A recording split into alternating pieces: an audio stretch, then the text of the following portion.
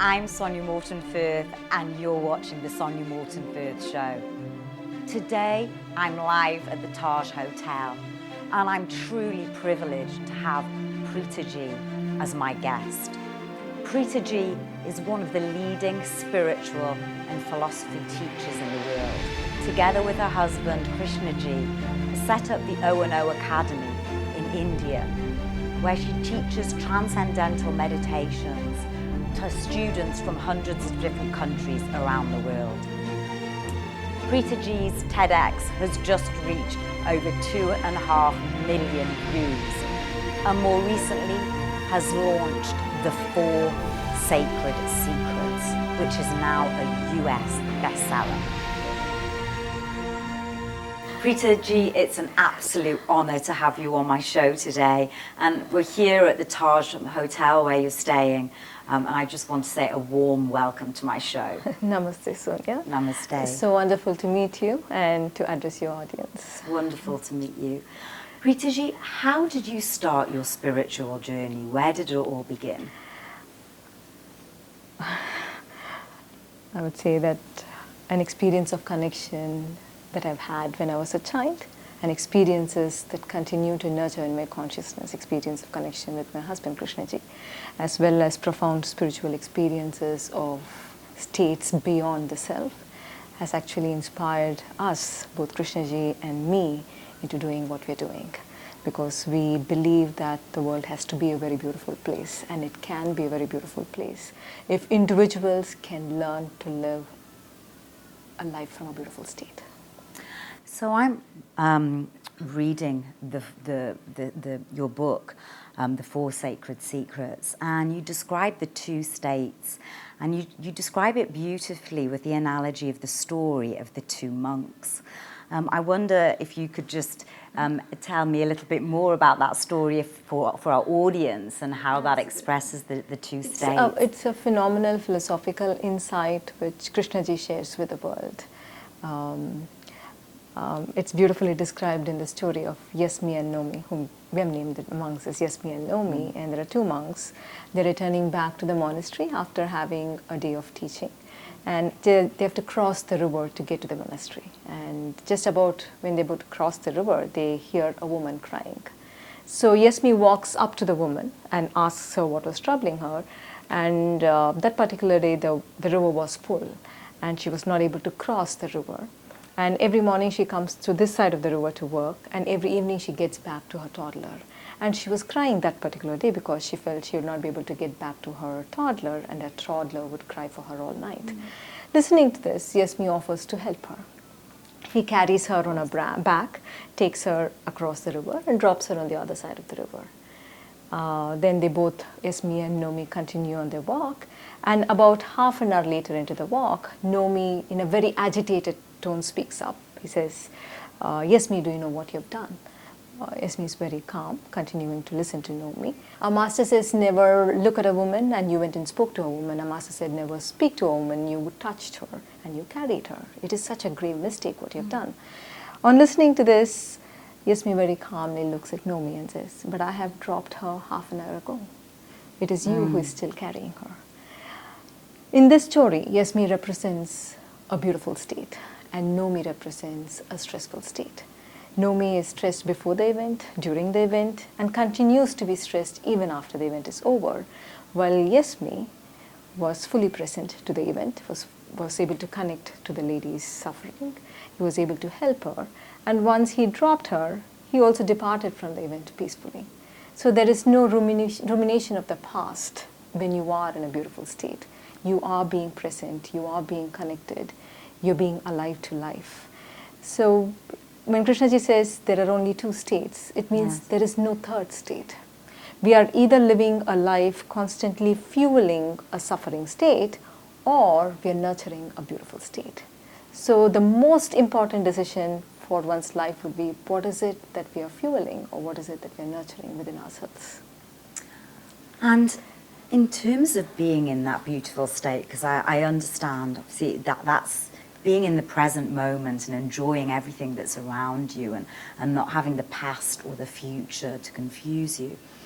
But if you're in a place of depression or maybe illness, or something bad has happened to you, how can you turn that into a beautiful state? How do you go from a state of suffering, I guess, to that state? To that I would like to state? have a clear distinction here made on suffering and challenge.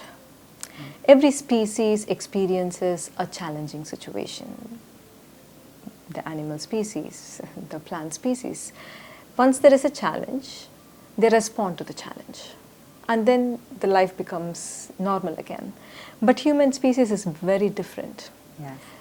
There is a particular challenging situation, and this challenge continues inwardly in the form of an inner dialogue. And you're constantly going over it again and again and again. And by going over it again and again and again, what happens is you do not have the intelligence to respond to the challenge. So if there is a challenging situation, what it needs is you being present.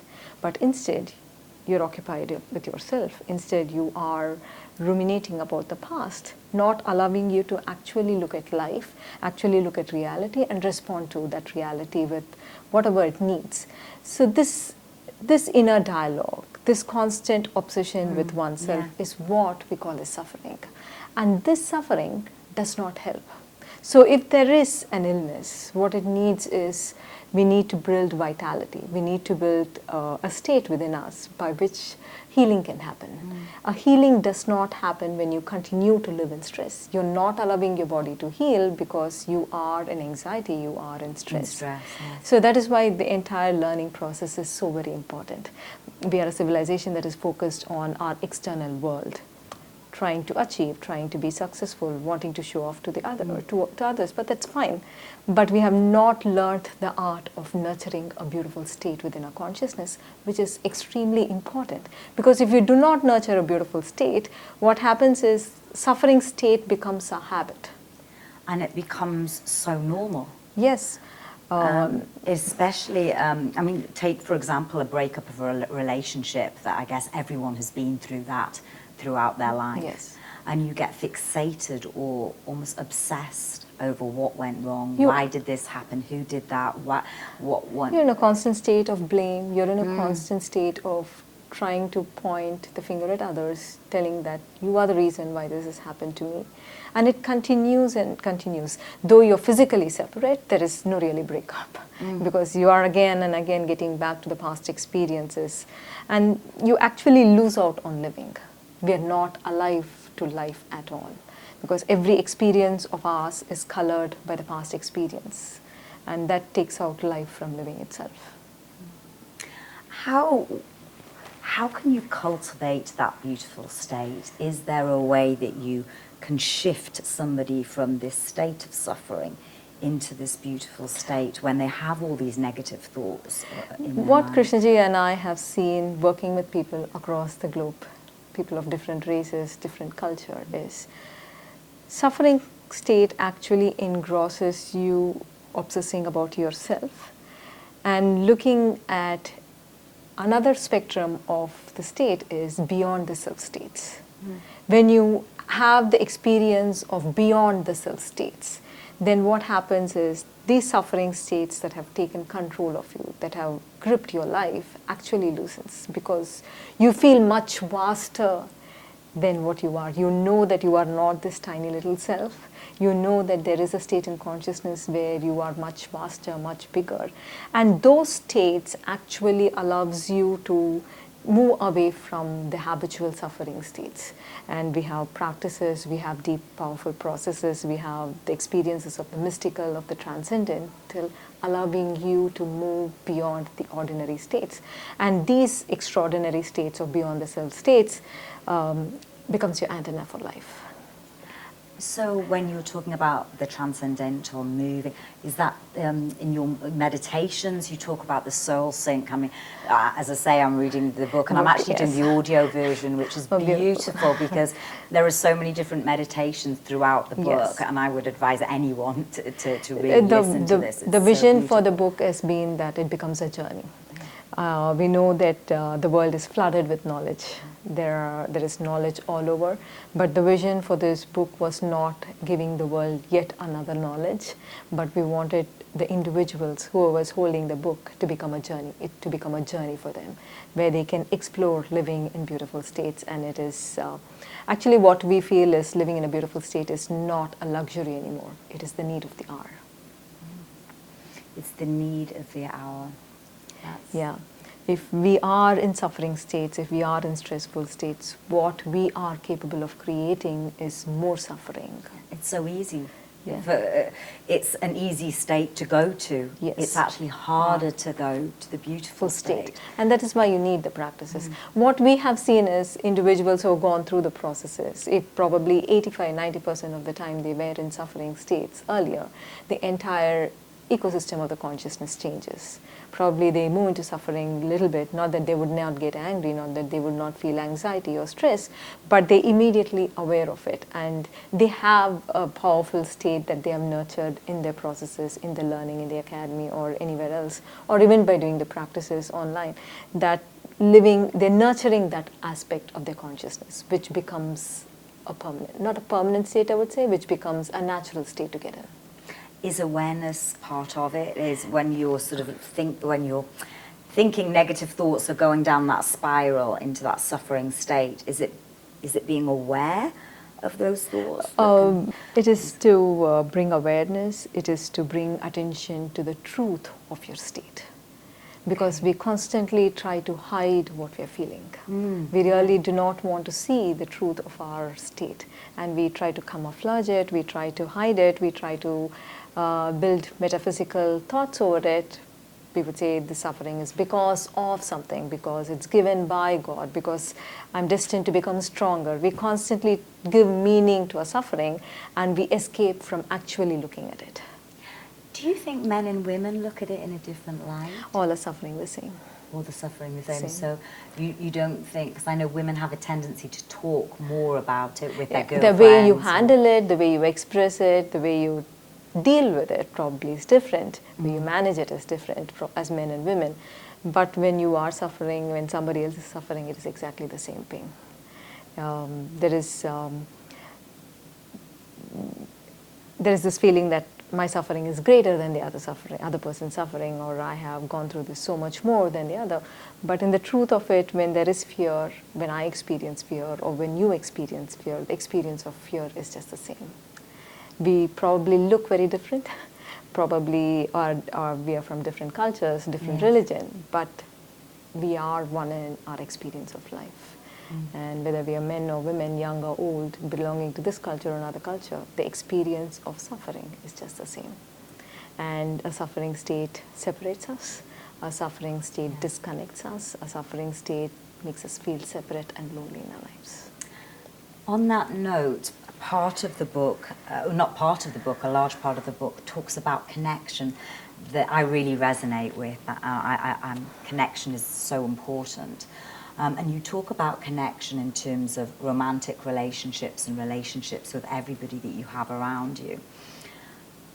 What does that word, or connection, what does that really mean? What does it feel like? Because some people don't, when we talk about connection, it's quite a large word these days. It's probably an overused word also now. Yes. Connection is actually experiencing the other. It could be the other's joy, the other's suffering, or it could be the other's celebration. But just feeling as being one with the other, not as being separate. It could be experienced as deep gratitude. It could be experienced as including the other in your life, where you really feel expanded, where you include your family, your children, the people around you, or the community. You feel larger in an experience of connection. It is an experience where we move beyond ourselves. If you look at any suffering state, be it anger, be it fear, be it hurt, it is an engrossment with oneself. You might be probably fighting for justice of the greatest order, but in depth, if you bring attention to your suffering state, it will be about yourself. So we see the suffering state as being the biggest epidemic of this world. because it separates, it disconnects. The action that comes from a suffering state causes more suffering, more pain to others. And we are becoming disintegrated. We are disintegrated within ourselves. We are disintegrated as families, as societies, as nations. Because we're constantly thinking of ourselves and not feeling not expanded to include others. If you include others in your state of being, the actions that would respond, that would come from that place, would not be hurting.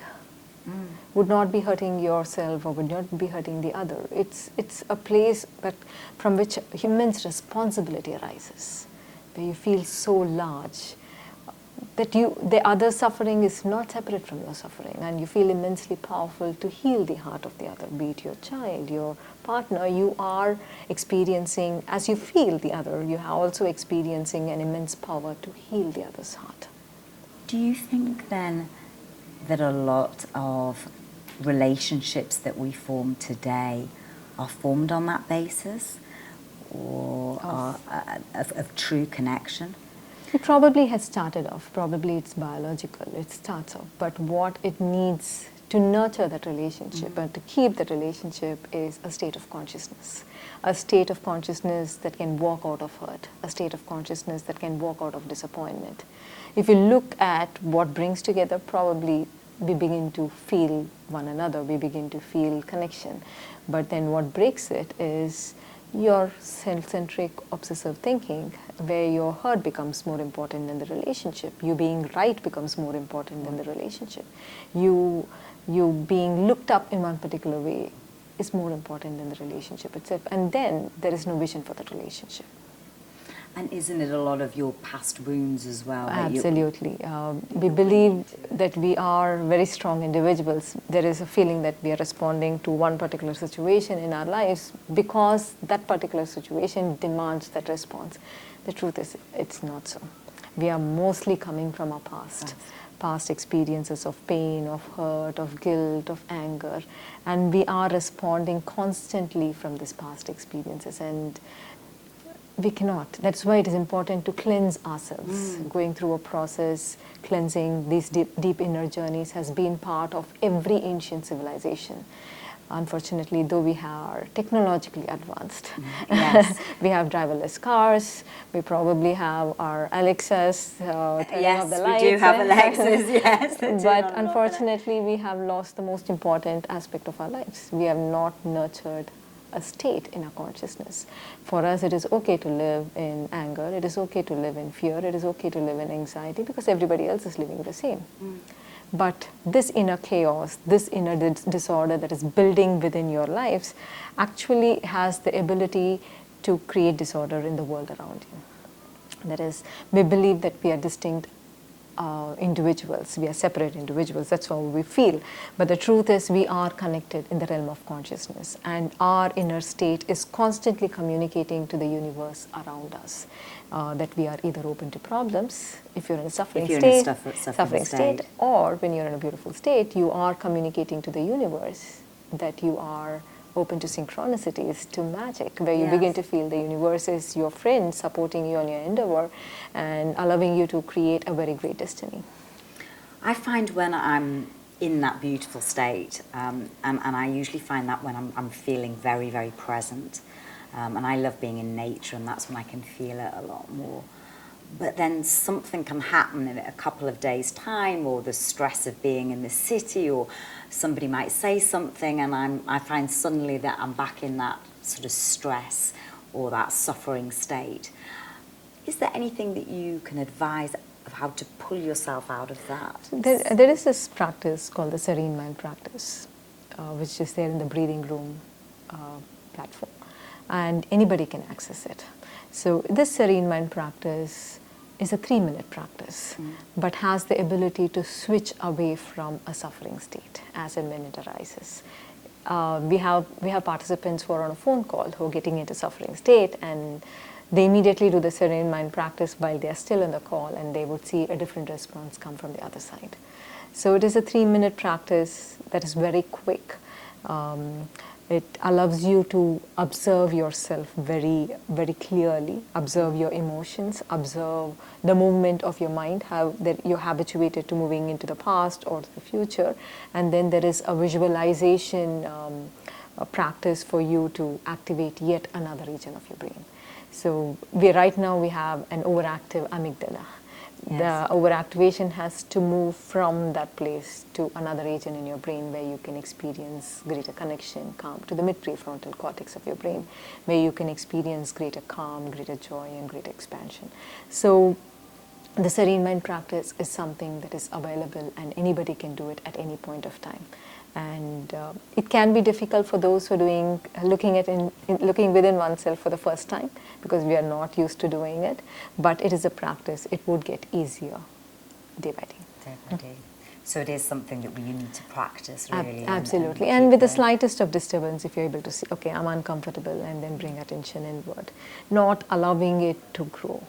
Not allowing it to become a weed in your consciousness. Because that weed grows. A weed grows, weed destroys the entire garden, right? Yes, so, and you can see how negativity spirals and negativity breeds negativity. And it's not only that. When you have a disorder within yourself, experience conflict, experience a stressful state within yourself, it brings disorder into one aspect of your life. It could be a relationship. And then from there, it doesn't contain there. It moves into other aspect of your life. It moves into wealth. It moves into your health. So it is important that we learn the art of removing the weed. I absolutely, completely agree. It's one of those things. It can happen in one area, and then before you know it, it spreads. So the serene mind practice is something I would definitely recommend the audience to do. And if they want to nurture a beautiful state of expansion, that would be the soul sync practice. All the practices from us is always very short, very specific, very guided, because meditation is a very strong word, and people really do not know how to start. And if they do not know whether they're doing it right. What do I do if there's some other thought coming in, or when I'm getting distracted, what should I be doing? So that is why our meditations are led from one step to the other, allowing you to move to a particular state. And it's okay if a thought comes in. Absolutely fine, absolutely fine. And then you have to start back from where you left. That is it. And the soul sync meditation especially allows your body to become calm. It relaxes. We have the humming meditation, which relaxes the sinuses, and then body becomes calm. Then you learn to observe the intricate details of your breath, and then leaves you in a place where you feel connected to the universe and feeling expanded. And you also hold a heartfelt intention at the end of the meditation for the heartfelt intention to manifest in your life. So it is a very powerful practice. You can start the day with it. We have I have seen children as young as 3-year-old do it. Really, 3 years old? Yeah, and they love doing it. They love it. It's not difficult. It's for beginners. It is for pros. Yes. Do you think the state of our suffering has changed in the last 50 to 100 years? So our suffering today, was it different in the past? Probably it was the same human mind in the Old Testament. It was the same human mind in Mahabharata, the great Indian epic.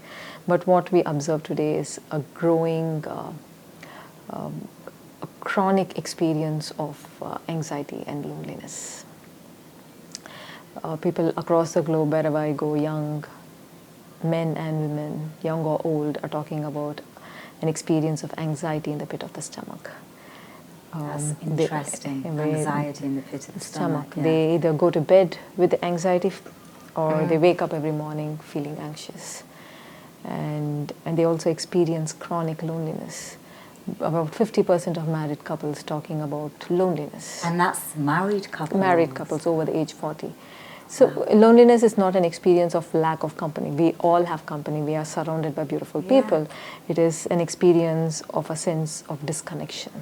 A disconnection that we experience with everybody around us. We feel separate, we feel lonely, we feel disconnected, and it's become chronic in nature. We are getting used to living in that loneliness. We are getting used to living and experiencing life from that state of anxiety. Tell me, do you think technology has anything to do with that as well? We have made a lot of technological advancements. We actually have Alexa's turning off the lights, as I said. But the truth, so that we can have more time to relax, right? But we're constantly on Facebook, social media. We do not have any time emails. to relax. Any time to relax. There is constant beeping, messaging, iPhones ringing, and we become more busier than we ever were. And what is taking a toll is our experience of life. And it doesn't stop there. What is taking a toll is the future generation that is to come.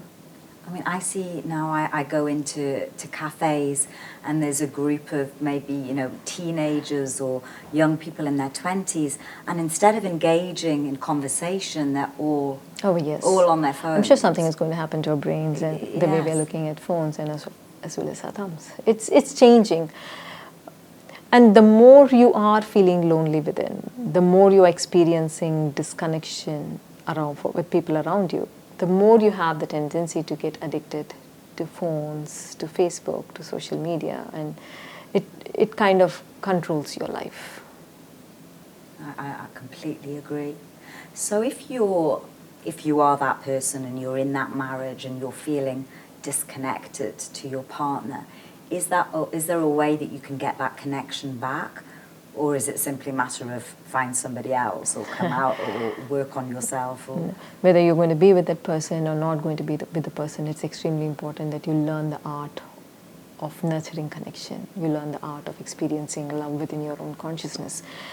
If you're not capable of that, you might change the partner, but the drama of your life continues. So learn to love what's within. Yes, learn to love, learn to free yourself from disappointment, learn to free yourself from hurt, learn to free yourself from your constant inner judgment over yourself and the other, and then become an individual who is, you would slowly become that individual who can nurture, who can share, who can connect, and then you can keep a beautiful relationship.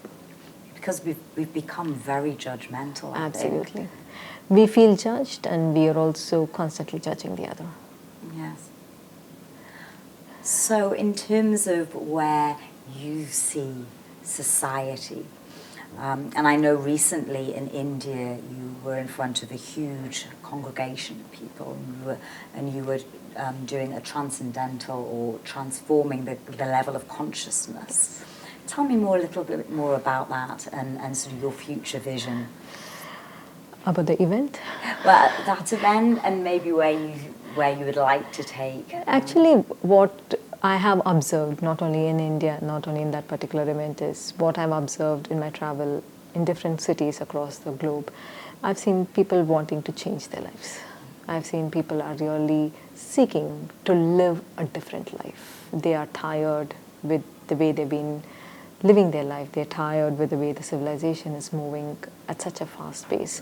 And earlier, a spiritual experience, a transcendental experience was limited to a very small community of seekers wanting to live life differently.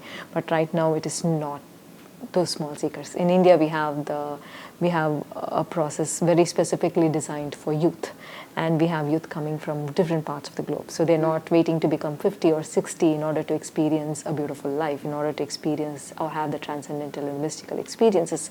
They are starting as young as 9 years old. So it is something that becomes a part of this society. This becomes a part of this civilization, and that is what our vision is for the world. We want individuals to experience beyond the self states. We want individuals to feel states where they are expanded to include others. And we feel when individuals have those experiences again and again in their life, they would be able to walk out of suffering states. They will be able to experience a beautiful state within them and create a beautiful life. Do you think we need to do something with the leaders? If we're looking at society, we definitely believe that it should start with the leaders, and we have had very strong experiences where leaders go through a very powerful process, and they have this urge to share their beautiful state with the entire employees that they have, and transformation, the culture of transformation and happiness is built in an organization.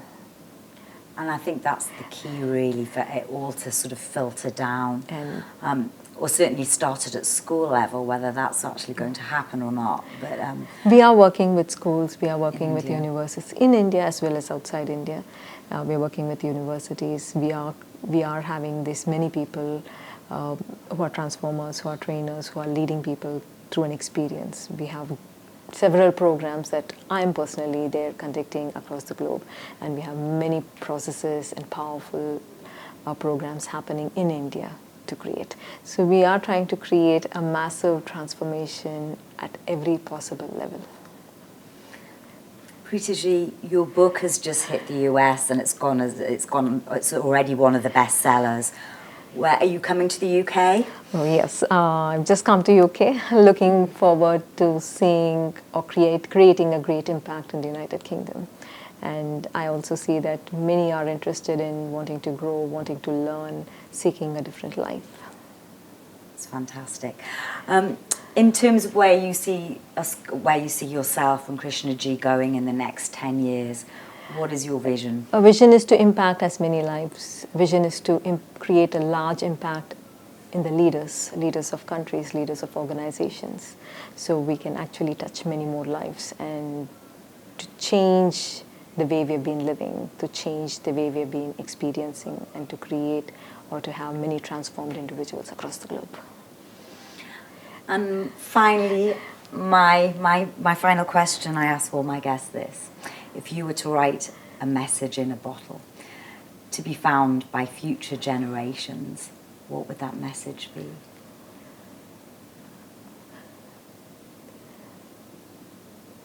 You probably might be remembered or not remembered. You probably just exist and leave. But what I can say is the impact that your state can cause, especially an impact that a state of connection can leave, is humongous.